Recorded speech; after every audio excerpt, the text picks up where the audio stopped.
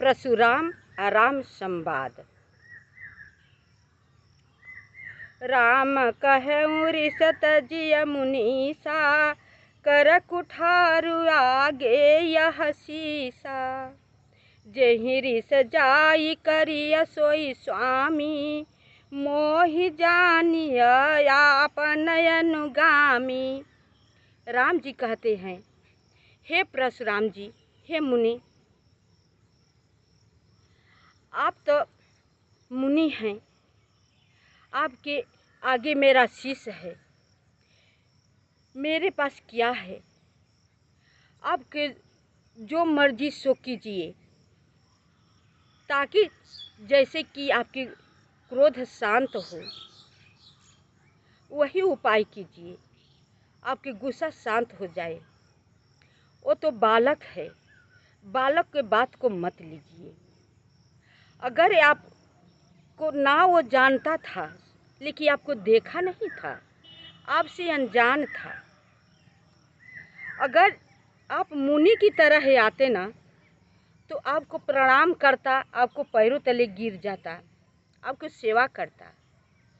लेकिन आपको योद्धा की तरह देख करके ऐसी बात वो बोलने लगा। है तो बालक ना, आपके हाथ में कुठार है, धनु है, आप उस बालक को क्षमा कर दीजिए, उसका अपराधी मैं हूँ। आपको इतना गुस्सा हुआ है, क्रोध हुआ है, आप वही उपाय कीजिए ताकि आपकी गुस्सा शांत हो जाए। जो तुम औते मुनि की नाई, पदरज शिरसि सुधरत गोसाई। क्षमा चूक न जानत केरी, चाहिए भी प्रउर कृपा घनेरी। कहते हैं राम जी कि मुनि की तरह आप आते तो आपको रज को वो अपने सिर पर धारण करता, लेकिन आपके योद्धा की तरह देख करके वो अनजाने में जो आया से बोल दिया, उसे क्षमा कीजिए। हमारी और आपकी समानता कैसी हो सकती है? कहते हैं राम जी परशुराम जी से कि हमारी और आपकी समानता कैसी हो सकती है? कहाँ आप ठहरे मुनि, मैं कहाँ राजा दशरथ का पुत्र राम, कहाँ आपका नाम परशुराम, मेरा नाम छोटा सा नाम राम, कैसी समानता? देव एक गुण धनुष हमारे, नव गुण परम पुनीत तुम्हारे। सब प्रकार हम तुम सनहारे, क्षमहु भी प्रय अपराध हमारे। कहते हैं कि आपके पास तो 9 गुण है, मेरे पास तो एक धन ही गुण है। आपकी हमारी समानता कैसी हो सकती है? बार बार प्रभु जिस तरह से उनका क्रोध मुनि जी के शांत हो, वही बात दोहरा दोहरा करके कहते हैं, क्षमा याचना करते हैं। बार बार मुनि भी प्रबर, कहा राम सन राम। बोले भृगुपति सरुस हसी, तहु बंधु समभाम। श्री रामचंद्र जी ने बारंबार परशुराम जी को मुनिवर और ब्राह्मण श्रेष्ठ आदि शब्दों से संबोधित किया, तो वे क्रोधयुक्त हंसते हुए बोले कि तुम भी भाई जैसा ही टेढ़ा हो। राम जी के कहने पर व्यंग भरी, जैसे व्यंग भरी हंसते हैं, वैसे हंसते हुए कहते हैं कि तुम भी अपने भाई ही जैसा टेढ़ा हो। निपट ही ध्वज करी जान ही मोही, मैं जस भी प्रसुनावऊँ तो ही। चाप अश्रु असर आहुति जानू, कोप मोर अति घोर कृशानु। कहते हैं परशुराम जी कि मुझे केवल मुनि ही मत समझो। बार बार मुनि मुझे कह करके संबोधित कर रहे हो, मुझे समझा रहे हो, केवल मैं मुनि ही नहीं हूँ। मुझे आहुति अग्नि में घी की आहुति डाल डाल करके इतना गुस्सा, इतना क्रोध, इतना रीस हुआ है, जल्दी शांत होने के लिए नाम ही नहीं ले रहा है। मैं कैसे शांत हो जाऊं? मोर प्रभाव विदित नहीं तोरे, बोलस निदरि विप्र के भोरे। भंजे चाप दासु बड़ बाढ़ा, अहमित मनहु जीत जग उठाढ़ा। मेरा प्रभाव तुझे मालूम नहीं है। धनुष तोड़ करके अपने आप को तुम बहुत वीर दिखा रहे हो। लगता है कि मैं बहुत बड़ा काम कर दिया है, यही तुम्हें हो गया है। तो मेरा प्रभाव औरों से सब जान लो, पूछ लो कि मैं केवल मुनि ही नहीं हूँ। तुम्हें धनुष तोड़ लेने के बाद अहंकार बढ़ गया है, मानो संसार को विजय कर खड़ा हुआ हो। राम कहा मुनि कहूँ बिचारी, ऋषयति बढ़ी लघु चूक हमारी।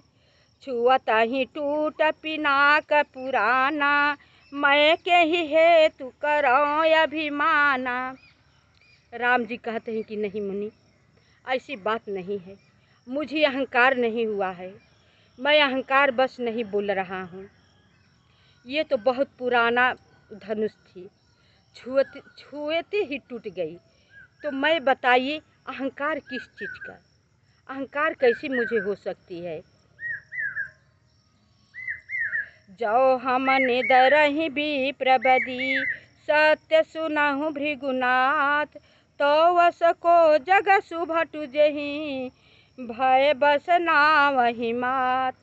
हे भृगुकुलनाथ, मैं सत्य ही कहता हूँ कि हम जानबूझकर यदि ब्राह्मणों का निरादर करेंगे तो संसार में ऐसा कौन योद्धा है जिसके भय से हम उसे मस्तक झुकाएंगे। कहते यदि हम जानबूझ करके ब्राह्मणों के निरादर करेंगे, कौन ऐसा होगा कि आपके सामने मस्तक ना आएगा? ये बात नहीं है। मुझे न तो अहंकार है, न बनावटी है, न धनुष तोड़ने का अभिमान है। देव दनुज भूपति भट नाना, समबल अधिक होऊं बलवाना। जौरन हमहि पचारे कोऊ, लरहि सुखे न कालु की न होऊ। देवता, दैत्य, ब्राह्मण, अनेकानेक राजागण जो समान या अधिक बलवान हो, जो कोई हमें युद्ध में चुनौती देता है, चाहे वह काल ही क्यों न हो, हम उसे निश्चित होकर युद्ध करते हैं। राम जी परशुराम जी से कहते हैं कि मैं किसी से डरता नहीं, जो मुझे चुनौती देता है वो काल ही क्यों न हो, उससे मैं लड़ जाता हूँ, लेकिन आपसे युद्ध कैसे? क्षत्रिय तनु धरि समरस काना, कुल कलांकुते ही पावर आना।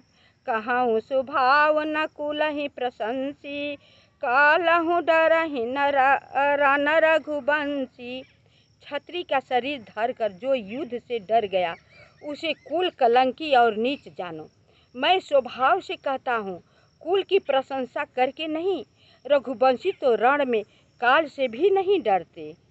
विप्रवंश कै अति प्रभुताई, अभय होई जो तुम्हि डेराई।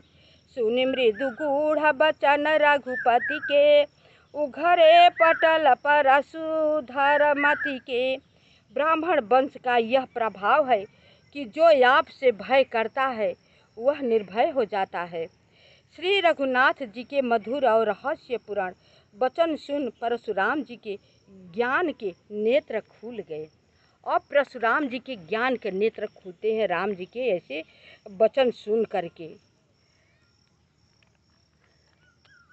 राम रमापति कर धनु लेहूं, खये चाहूँ मैं मिटे मोर संदेह देत चापू आप ही चली गयऊ परशुराम मन विस्मय भयऊ। हे राम, हे लक्ष्मीकांत, धनुष को हाथ में लो और खींचो जिससे मेरा संदेह मिटे। वे जब धनुष देने लगे तो वह आप ही चढ़ गया। तब परशुराम जी के मन में बड़ा विस्मित हुआ। जो ही देने लगे तो ही अपने आप चढ़ गया प्रत्यंचा। अब परशुराम जी को ज्ञान हो जाता है कि ब्रह्म पिता ये परमेश्वर है। जाना राम प्रभाव तब पुलक प्रफुल्लित गात जोरि पानी बोले बचना हृदय न प्रेम समात। जब जान गए कि ब्रह्म पिता परमेश्वर हैं, इतना अंदर प्रफुल्लित होते हैं, इतना उन्हें खुशी होती है, उन्हें समझ में नहीं आता है कि इनकी किस प्रकार से मैं स्तुति करूं, वंदना करूं, या अपना जो हम उल्टी सीधी इतना हम बोले हैं उसका निवारण क्या है। शेष भाग अगले वीडियो में। वीडियो अच्छी लगी तो लाइक करें, सब्सक्राइब करें, कमेंट कीजिएगा, ताकि वीडियो बनाने में मुझे बहुत मेहनत करनी पड़ती है।